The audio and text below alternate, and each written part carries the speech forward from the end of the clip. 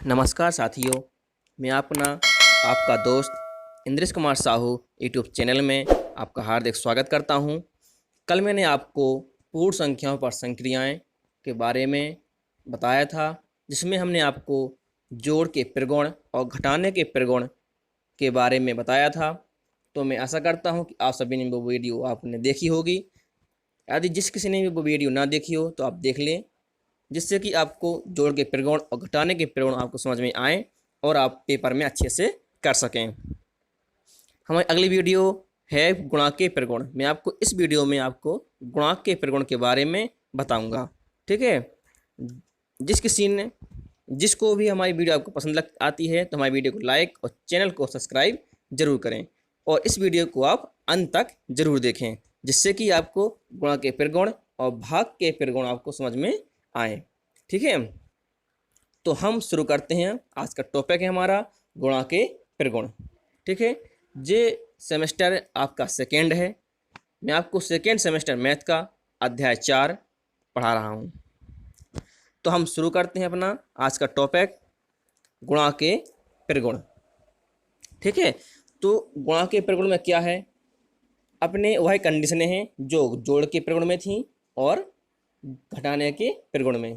पहला था हमारा संबरक, दूसरा था क्रम विनिमय, तीसरा था तत्समक, चौथा था सहचर।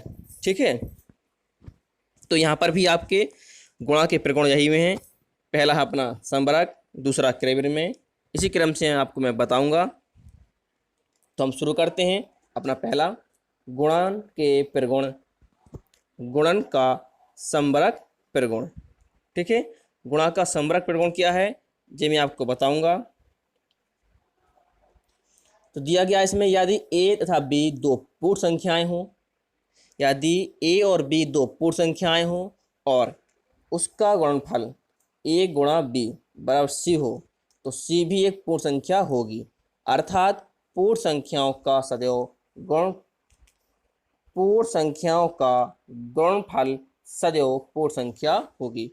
मैंने आपको बताया था कि हमारा पहला संबरक प्रगुण क्या कहता है, यदि हम दो पूर्ण संख्याओं को जोड़ें या घटाएं या गुणा करें या भाग दें, तो हम पूर्ण संख्याओं को जोड़ें, घटाएं, भाग दें तो उसको जो प्राप्त संख्या होगी वो भी एक पूर्ण संख्या होगी, जिसमें मैं गुणा के प्रगुण में बताया गया है।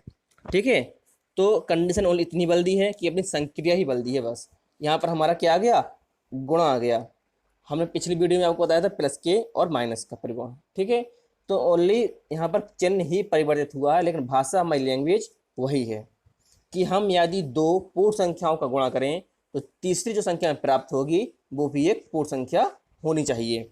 ठीक है, तो ये तो हमारा गुणन का संबरक प्रगुण। अब हम देखेंगे गुणन का क्रम विनिमय प्रगुण। गुणन या गुणा का क्रम विनिमय प्रगुण। अब क्रम विनिमय में मैंने आपको बताया था कि यदि किसी दो पूर्ण संख्याएं लें और उनका स्थान बदल दें तो भी हमारा मान बराबर आना चाहिए। यदि हमारा मान बराबर आता है तो हमारा क्रम विनिमय प्रगुण वहाँ पर लागू होगा। जैसे यहाँ पर बताया गया है, यदि a और b दो पूर्ण संख्याएं हों, a और b दो पूर्ण संख्याएं हों तो उनका a गुणा v और b गुणा a, इसे गुणन का प्रगुण क्रम विनिमय प्रगुण कहते हैं। ठीक है, हमने आपको बताया क्रम विनिमय क्या होता है, स्थान बदल देना। यदि हम पहले a गुणा v करें तो हमारा वही मान आना चाहिए, यदि हम b गुणा a करें तो भी हमारा सेम मान आना चाहिए।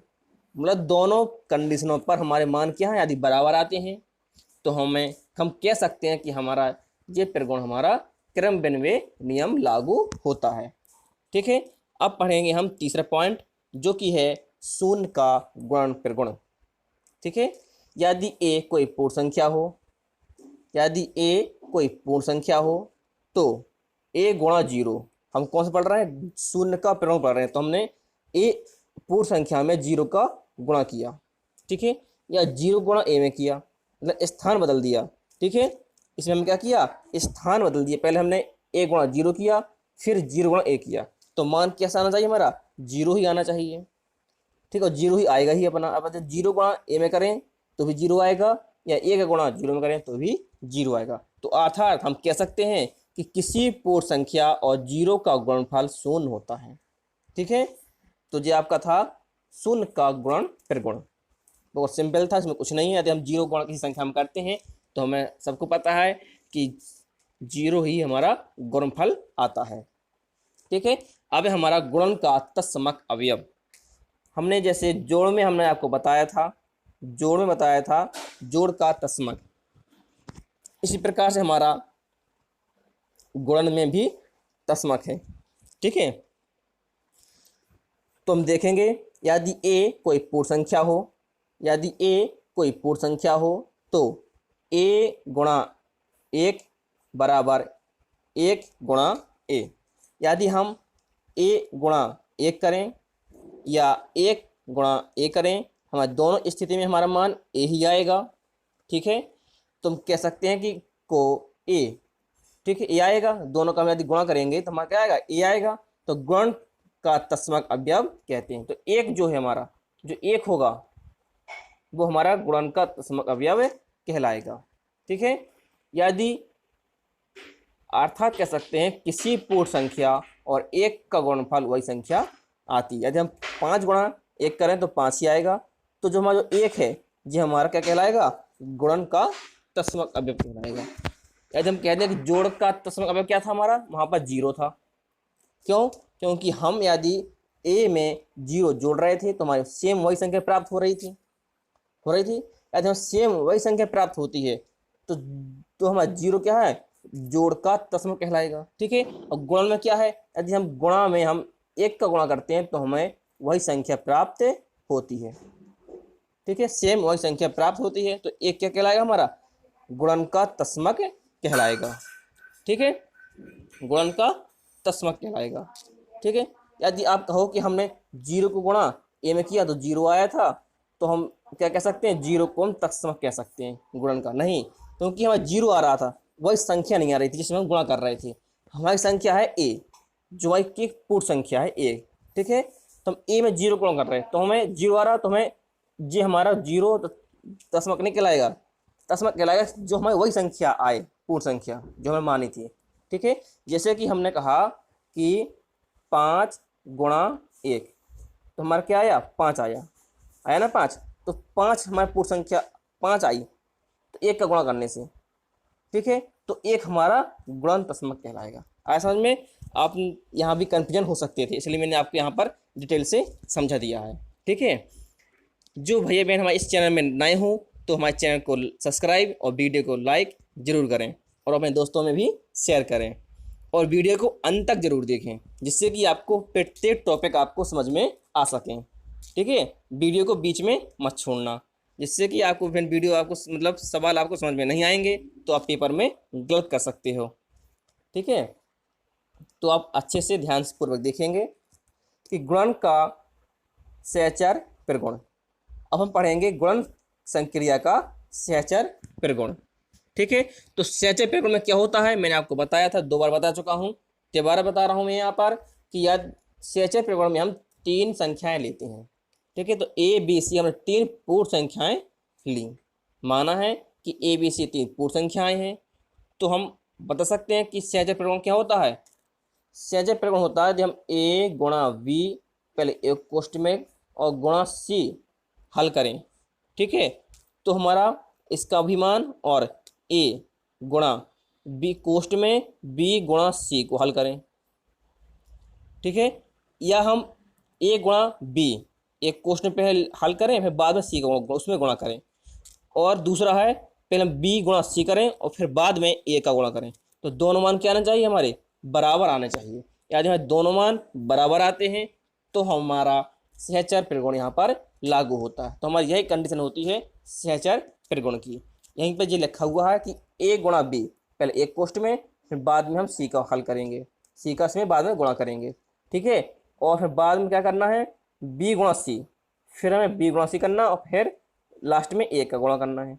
तो दोनों मान क्या आना चाहिए, ए बी सी दोनों मान हमारे बराबर आने चाहिए। तो हम कह सकते हैं कि गुणन का पूर्ण संक्रिया सहचर नियम यहाँ पर लागू होता है।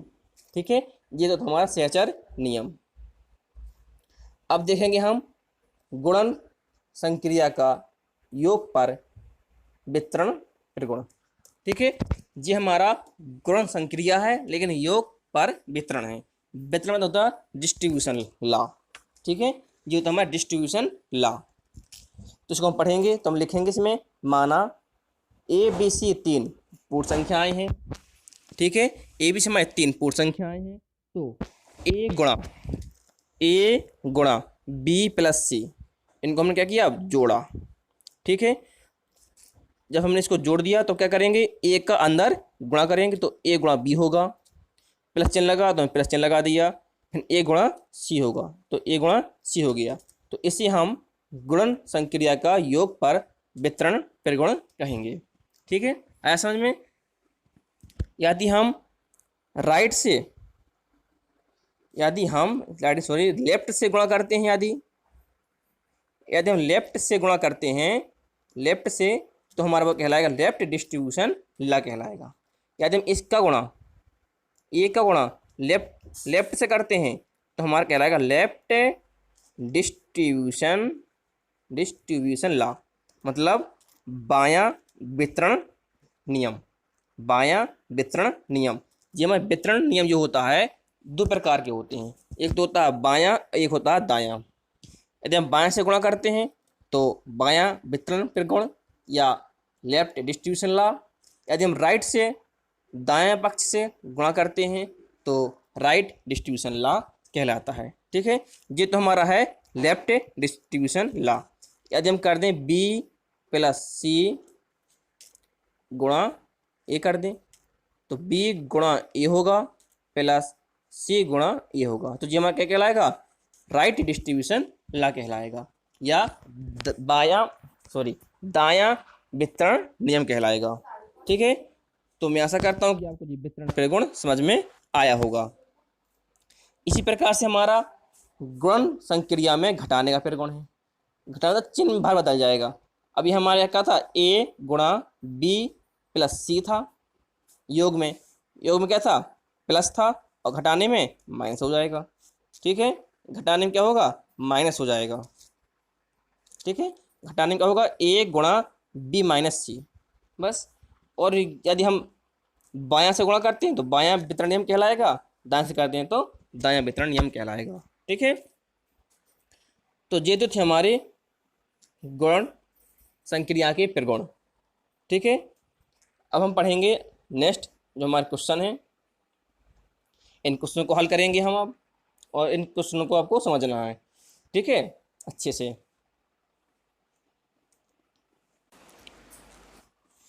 अब हम इन सवालों को देखेंगे। हमारा पहला उदाहरण है कि संख्या रेखा पर पूर्ण संख्याओं के जोड़े जैसे 6,4, 5,8 और 3,10 में से प्रत्येक के गुणनफल प्राप्त कीजिए। जांच कीजिए कि क्या गुणनफल एक पूर्ण संख्या है। हमें क्या करना, इन सब के गुणनफल ज्ञात करने हैं और जांच करना कि हमारी पूर्ण संख्या है या नहीं। ठीक है, तो हमारा पहला सवाल है 6,4। ठीक है, अब 6,4 है। यदि हम 6,4 का हम गुणा करेंगे तो क्या आएगा, 24 आएगा। ठीक है, क्या आएगा, 24 आएगा। तो हमें इसको संख्या रेखा पर प्रदर्शित करना है। तो संख्या रेखा पर प्रदर्शित करने के लिए क्या करेंगे, पहले हम एक लाइन खींचेंगे। ठीक है, और एक 0 से लेकर 24 तक के नंबर डालेंगे। ठीक है, क्योंकि हमारा पहला सवाल है 6 गुणा 4, तो 6 चौके 24 होता है, इसलिए हम 24 तक हम बिंदु दर्शाएंगे, और दो बिंदुओं के बीच की दूरी हमेशा आपको समान रखनी है। ठीक है, अब क्या करना है, हमें 6 का पहाड़ा 4 देर पढ़ना है। ठीक है, 6 का पहाड़ा 4 देर पढ़ना है, तो क्या करेंगे, तो 0 से हम 6 तक जाएंगे। ठीक है, क्योंकि हमें 6 का पहाड़ा पढ़ रहे हैं हम और 4 देर पढ़ना है। ठीक है, तो पहले हम 0 से 6 जाएंगे। ठीक है, 6 से फिर 12 जाएंगे। क्योंकि अब 6 का पहाड़ा पढ़ रहे हैं तो 6 का अंतर होना चाहिए, है ना। आया था ना समझ में कि हम 6 का पहाड़ा पढ़ रहे हैं 4 देर, तो हमारा अंतर क्या होना चाहिए, 6 6 का अंतर होना चाहिए। कि पहले हम 0 से 6 गए, फिर 6 से 12 गए, तो हमारा कितने का अंतर आया, 6 का अंतर आया। ठीक है, फिर 12 से जाएंगे कहाँ तक, 18, क्योंकि हमें 6 का अंतर होना चाहिए। तो 6 से 18 कितना हो गया, 1 2 3 बार हो गया। अब 18 से जाएंगे फिर 24। ठीक है, 18 से जाएंगे 24, क्यों, क्योंकि हमें बीच का हमें 6 का अंतर चाहिए। ठीक है, तो हमारा कितनी बार जाना था, 4 बार जाना था।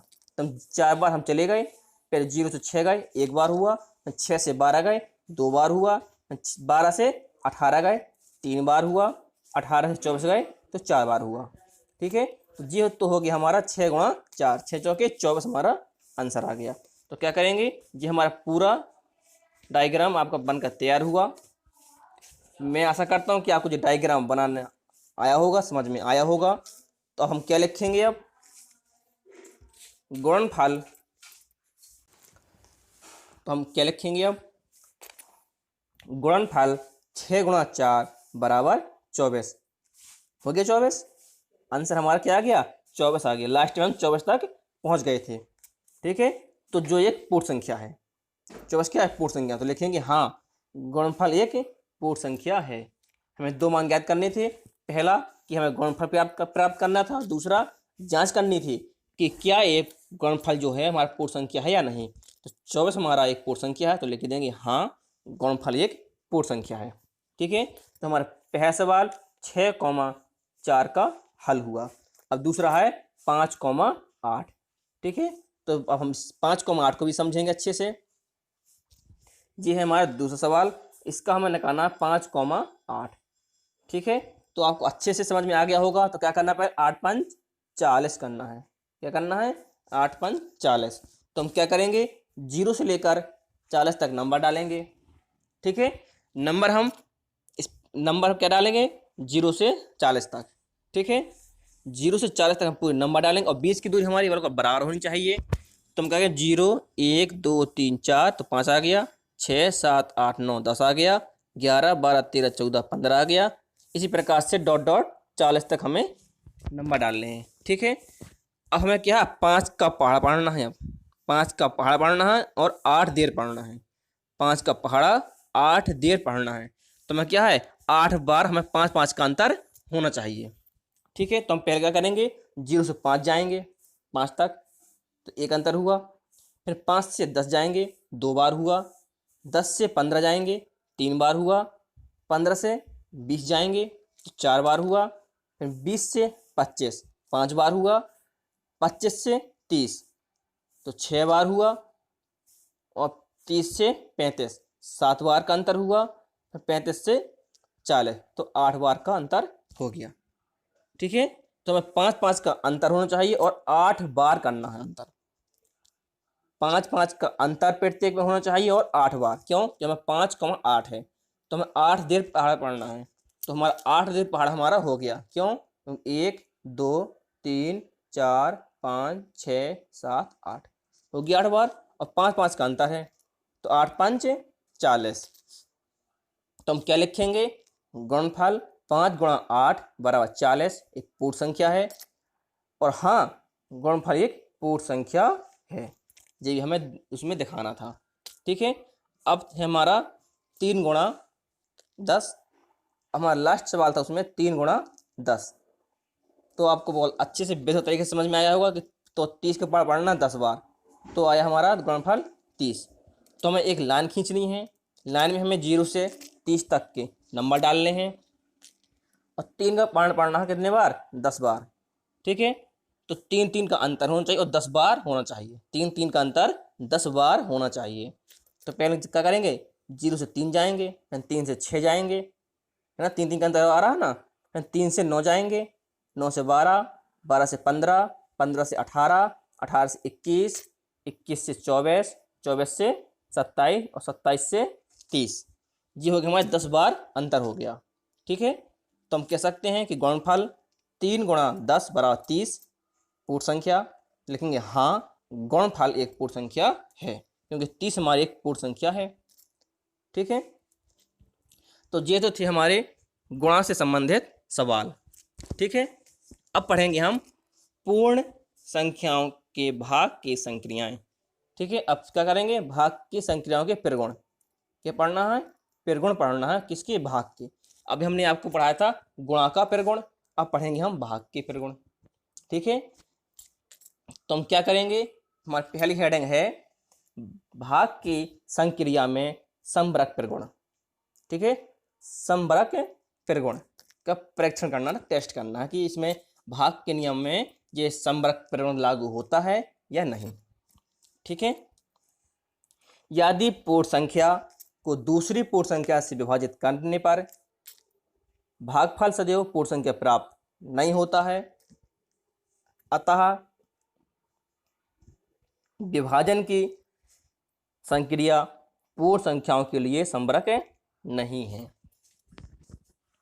क्या कह रहा है, सदैव हमारा भाग, हमारा समवरक नियम क्या कहता है, यदि हम दो संख्याओं को जोड़ें, घटाएं या गुणा करें, ठीक है, तो हमें पूर्ण संख्या ही प्राप्त होनी चाहिए।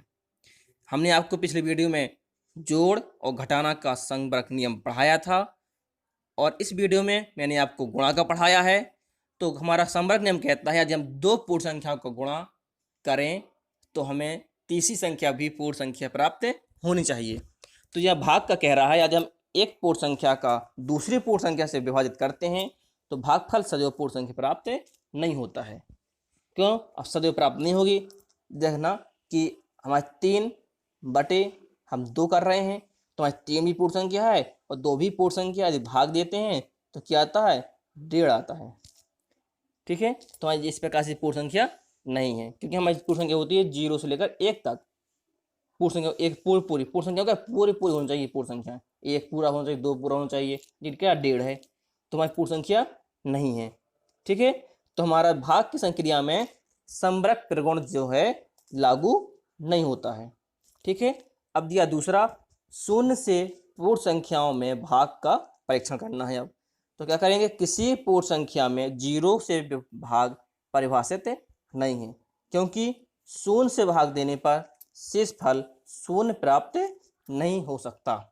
ठीक है, यदि हम किसी भी संख्या का भाग शून्य में दें, है ना, ये कह रहा है पूर्ण संख्या में शून्य से भाग परिभाषित नहीं है, यदि हम शून्य से भाग देंगे तो क्या आएगा, हमारा इनफाइनाइट आएगा ना, इनफाइनाइट आएगा, तो इनफाइनाइट हमारी पूर्ण संख्या नहीं होती है, तो ये भी हम नियम हमारा इसमें लागू नहीं होता है।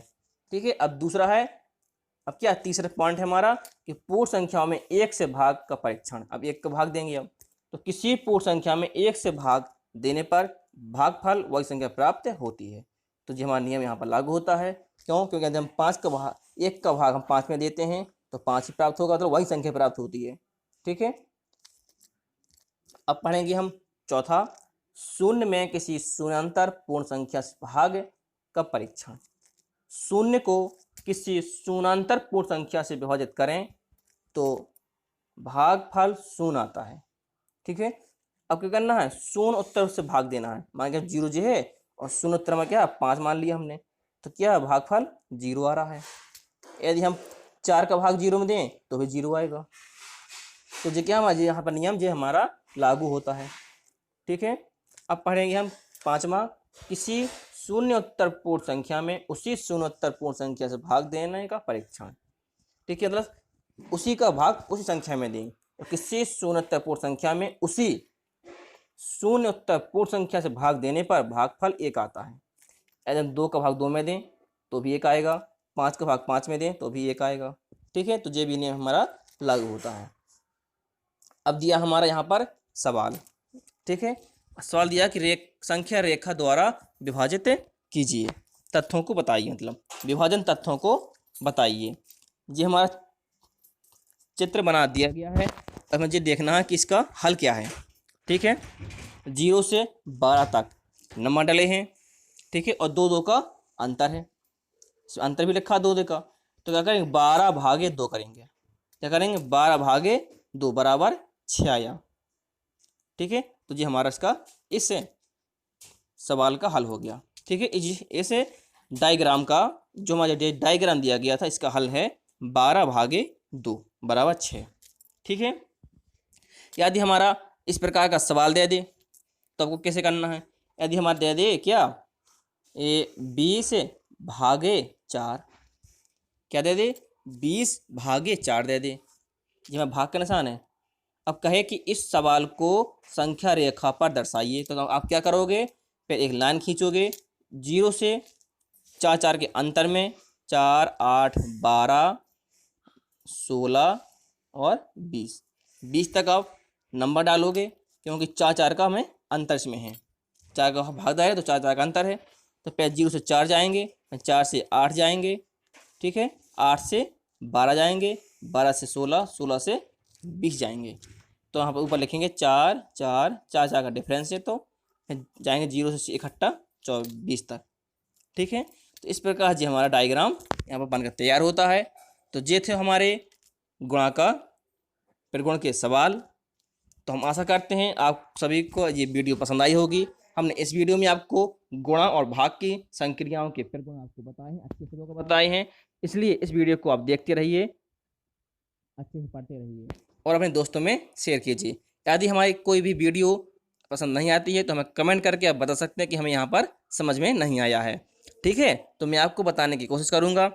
जो भाई बहन हमारी वीडियो में नए हों तो हमारे चैनल को सब्सक्राइब और वीडियो को लाइक ज़रूर करें और दोस्तों में भी शेयर करें। हमारी मुलाकात अगले वीडियो में फिर होगी, तब तक के लिए नमस्कार।